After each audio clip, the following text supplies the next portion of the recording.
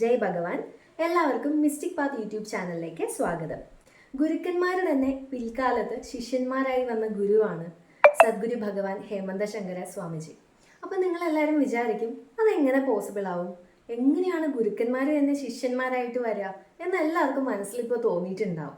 ഞാനും ഈ ഒരു കാര്യം ഫസ്റ്റ് ടൈം കേട്ടപ്പോൾ എനിക്കും തോന്നിയിട്ടുണ്ടായിരുന്നു കേട്ടോ, അതെങ്ങനെയാണ് പോസിബിൾ ആവുക എന്നുള്ളത്. പിന്നെ നമ്മൾ ഒരിടത്തും കേട്ടിട്ടുമില്ല, അതായത് ഗുരു ശിഷ്യനാവുക എന്ന് നമ്മൾ ഒരിടത്തും കേട്ടിട്ടുമില്ല. സ്വാമിജിയുടെ പൂർവാശ്രമ ജീവിതത്തിൽ സ്വാമിജി പഠിച്ച കോളേജാണ് ഗുരുവായൂരപ്പൻ കോളേജ്, കോഴിക്കോട്. അപ്പോൾ അവിടുത്തെ പ്രിൻസിപ്പൽ ആയിരുന്നു കൃഷ്ണവർമ്മ രാജ. അദ്ദേഹം പിൽക്കാലത്ത് സ്വാമിജിനെ കാണാൻ വരികയും അദ്ദേഹത്തിൻ്റെ ഫാമിലി ഉൾപ്പെടെ എല്ലാവരും സ്വാമിജിയുടെ അടുത്തുനിന്ന് ദീക്ഷ സ്വീകരിക്കുകയും ഉണ്ടായിട്ടുണ്ട്. അതുപോലെ തന്നെ സ്വാമിജിയുടെ അടുത്തുനിന്ന് ദീക്ഷ സ്വീകരിച്ച ഫസ്റ്റ് മെയിൽ സന്യാസിയാണ് സ്വാമി നിജാനന്ദ. സ്വാമിയും പൂർവാശ്രമത്തിലെ സ്വാമിജിയുടെ ഒരു അധ്യാപകനായിരുന്നു. ഇതുപോലെ തന്നെ അനവധി ടീച്ചേഴ്സ് സ്കൂളിലും കോളേജിലും പഠിപ്പിച്ചിട്ടുള്ള ധാരാളം ടീച്ചേഴ്സ് സ്വാമിജീൻ്റെ അടുത്ത് പിൽക്കാലത്ത് വന്ന് ദീക്ഷ സ്വീകരിച്ച് ശിഷ്യന്മാരായിട്ടുണ്ട്. സ്വാമിജീനെ പറ്റി കൂടുതൽ അറിയാനും സ്വാമിജിയുടെ ഫിലോസഫി അറിയാൻ, അതുപോലെ തന്നെ നമ്മൾ ആശ്രമവുമായി ബന്ധപ്പെട്ട് ധാരാളം പ്രോഗ്രാംസ് അവിടെ കണ്ടക്ട് ചെയ്യുന്നുണ്ട്.